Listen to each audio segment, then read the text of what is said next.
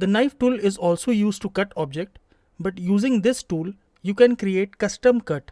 That is, you can draw over the object and Illustrator will cut according to your drawing. The knife tool is also located in the group of eraser tool. So if you click and hold, you will see the pop-out menu from where you can select the knife tool.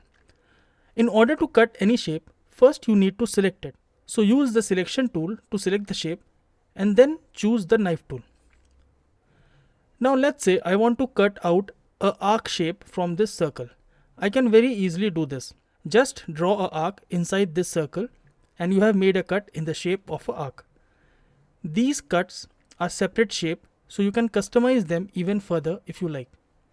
You can draw any shape to cut the object.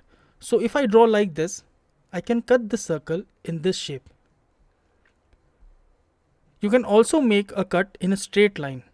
If you press the Option key on Mac or Alt key on Windows, you can cut in a straight line. So using the eraser tool, scissor tool and knife tool, you can cut the shape or object in any way possible in Illustrator.